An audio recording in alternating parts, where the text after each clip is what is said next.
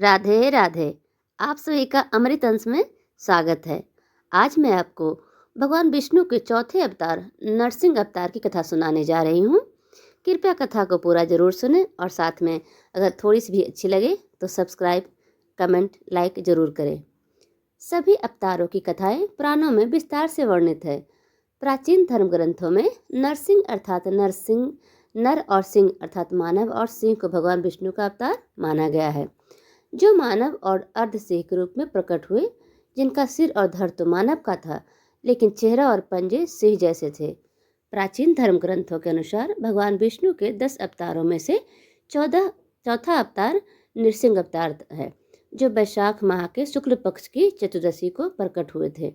यही कारण है कि हिंदू धर्म में इस तिथि का बहुत बड़ा महत्व है और वैशाख माह के शुक्ल पक्ष की चतुर्दशी को नरसिंह जयंती बड़ी श्रद्धा के साथ मनाई जाती है।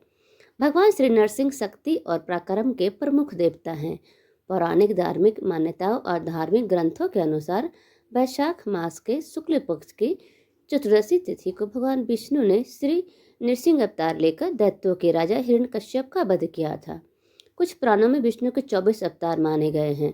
इनके अनुसार भगवान विष्णु ने 14वें अवतार में के रूप में श्री नृसिंह का रूप धारण कर नास्तिक हिरण्यकश्यप का शरीर को अपने नाखून से 2 टुकड़ों में विभाजित कर दिया, जैसे एक बढ़ई लकड़ी के 2 टुकड़ों को चीर देता है। वैसे तो भगवान नरसिंह की पूजा पूरे भारत में, विशेषकर दक्षिण भारत में की जाती है, लेकिन वैष्णव संप्रदाय के लोगों द्वारा उन्हें विशेष रूप से देवता के रूप में पूजा जाता है, जो विपत्ति के समय अपने भक्तों की रक्षा के लिए प्रकट होते हैं। पुराणादिक ग्रंथों में नरसिंह देव के अनेक नामों का उल्लेख मिलता है। इनमें नरसिंह, नरहरि, उग्रवीर, महाविष्णु, हिरण्यकश्यप आदि प्रमुख हैं। श्री नरसिंह अवतार भगवान विष्णु के प्रमुख अवतारों में से एक है। नरसिंह यानी नरसिंह अवतार में भगवान विष्णु ने आधा मनुष्य और आधा शेर का शरीर धारण कर दैत्यों के राजा हिरण्यकश्यप का वध किया था। इस अवतार में भगवान विष्णु ने नरसिंह अवतार के रूप में लिया और राक्षस राजा हिरण्यकश्यप का वध किया, जिसके अहंकार और क्रूरता ने सृष्टि के पूरे नियम को नष्ट कर दिया था। पौराणिक ग्रंथों के अनुसार नरसिंह एक खंभे से प्रकट हुए थे, जिस पर हिरण्यकश्यप ने गदा से प्रहार करके भगवान विष्णु की सर्वव्यापकता और शक्ति को चुनौती दी थी। ईश्वरीय शक्ति के लिए संसार में कुछ भी करना असंभव नहीं है, भले ही वह वैज्ञानिक तर्क से असंभव प्रतीत हो।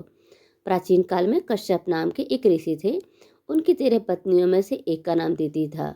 उनके 2 पुत्र थे, जिनमें से एक का नाम हिरण्याक्ष और दूसरे का नाम हिरण्यकशिपु था। जब पृथ्वी की रक्षा के लिए भगवान विष्णु ने वराह का रूप धारण करके हिरण्याक्ष को वध कर दिया, तो अपने भाई की मृत्यु से दुखी होकर और क्रोधित हिरण्यकशिपु ने अपने भाई की मृत्यु का बदला लेने के लिए अजय होने का संकल्प लिया और उसने हजारों वर्षों तक कठोर तपस्या की।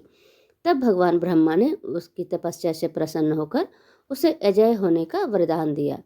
उसी समय हिरण्यकश्यप की पत्नी कयाधु ने एक पुत्र को जन्म दिया, जिसका नाम प्रहलाद रखा गया।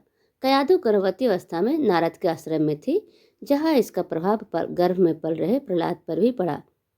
इसलिए राक्षस कुल में जन्म लेने के बाद ही प्रहलाद में राक्षसों जैसे कोई दुर्गुण नहीं थे और वह भगवान विष्णु का बहुत बड़ा भक्त था। प्रहलाद हमेशा अपने पिता हिरण्यकश्यप के अत्याचारों का विरोध करता था। हिरण्यकश्यप ने प्रहलाद का मन भगवान की भक्ति के मार्ग से हटाने और उसमें अपने दुर्गुण डालने के लिए बहुत प्रयास किए। सभी नीति नियमों का प्रयोग किया, लेकिन प्रहलाद अपने मार्ग से विचलित नहीं हुआ। तब हिरण्यकश्यप ने प्रहलाद को मारने के लिए कई प्रकार के षड्यंत्र किए, लेकिन वह सभी में असफल रहा। भगवान विष्णु की कृपा से प्रहलाद हर संकट से पार पाने में सफल रहा और बच गया। क्रोधित हिरण्यकश्यप ने प्रहलाद को अपनी बहन होलिका की गोद में बैठाकर जिंदा जलाने की कोशिश की। होलिका को वरदान था कि अग्नि उसे जला नहीं सकती, लेकिन जब प्रहलाद को होलिका की गोद में बिठाकर अग्नि में फेंका गया तो होलिका उसमें जलकर राख हो गई, लेकिन प्रहलाद का बाल विवाह का नहीं हुआ। यह घटना देखकर हिरण्यकश्यप क्रोध से भर गया, क्योंकि उसकी प्रजा भी अब भगवान विष्णु की पूजा करने लगी थी। उसने प्रजा के सामने अपनी हार स्वीकार नहीं की। इस पर एक दिन हिरण्यकश्यप ने प्रहलाद से पूछा कि तुम्हारा भगवान कहाँ है। यह सुनकर प्रहलाद ने बड़ी विनम्रता से कहा कि भगवान हर जगह हैं और कण कण में व्याप्त हैं। यह सुनकर क्रोधित हिरण्यकश्यप ने कहा, क्या तुम्हारा भगवान इस खंभे में भी है? प्रहलाद ने इसका उत्तर हाँ में दिया। यह उत्तर सुनकर अहंकार से भरे हिरण्यकश्यप ने खंभे पर प्रहार कर दिया। हिरण्यकश्यप के प्रहार करते ही खंभे को फाड़कर श्री नृसिंह भगवान प्रकट हो गए और वहां उपस्थित लोगों ने देखा कि पूरा शरीर मनुष्य का और चेहरा सिंह का, बड़े बड़े नाखून और दांत, ज्वाला सी आंखें, सुनहरे बाल।